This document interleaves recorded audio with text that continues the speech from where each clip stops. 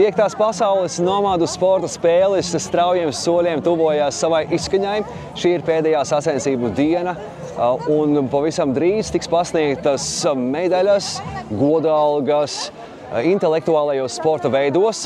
Savos rakstos jau es esmu iepriekš pieminējis to, ka Latvijas komanda arī piedalās. Latvijas delegācija šobrīd ir Kazahstānas galvaspilsētā Astanā un ne tikai piedalās, bet gūst arī godalgas. Proti, tikko esmu uzzinājis, ka Latvijas komanda ir ieguvusi bronzas medaļas intelektuālajā spēlē ar nosaukumu Mangala. Спорты бойынша командалар арасында жеңіске жеткен спортшыларды сахнаға шақырамыз. For the voting of the winners in the sport of Mangala team setting, we invite the athletes to the stage.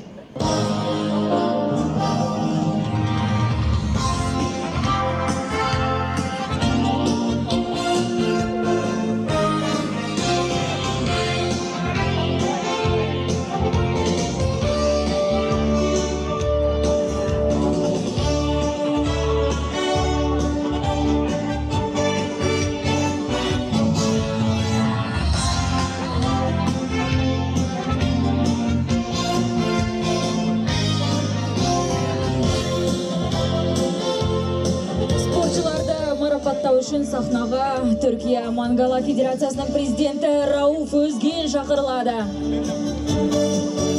Сонымен жүлделі 3-ші орын Ресей құрамасында және Латвия командасында. Man ir izdevies satikt mūsu valstvienību pasaules nomādu spēlēs, kas ir tikko nulekā ieguvusi bronzas medaļu intelektuālajā spēlē Mangala. Vai jūs paši spējat tam noticēt? Jā, mēs ļoti priecājamies, ka mēs saņemam 3. vietu no Mangala. Kā jūs jūties? Es redzu, ka jūs paši vēl līdz galam patiesībā nespējat to noticēt, ka jums ir izdevies izcīnīt šīs godalgas. Bija ļoti grūti uzdevināt šo 3. vietu, tāpēc, ka bija ļoti stingri oponenti, ar kuriem mēs spēlējam. Un mēs taktiku nodomājam galva uz vietas. Uz vietas domājāt? Jā. Cik daudz spēles jums nācās izspēlēt šajā turnīrā? Bija 8 spēles, un mēs uzvarējām komandā 20 punkti no katrais pa 4, 24. 20 punkti no 24. 20 punkti no 24. Ja jums būtu izdevies iegūt vēl 4 punktus, tad Latvijai būtu zelts? Domāju, ka jā, tas bija visgrūtāk. Jā. Kas bija visgrūtākie pretinieki šajā turnīrā? Visgrūtākie pretinieki bija šī turnīra. Tas ir Kazahstāns, Kirgistāns, Mongola. Viņi ļoti stingri šajā spēlē. Arī bija Ungārija. Jā. Stingri. Bet par spīti visam tam jums ir izdevies uzkārt kaklā bronzas medaļas un tās atvest mājās uz Latviju. Jā, mēs 3. vietu saņemam. Jā. Vai šī spēle ir grūta?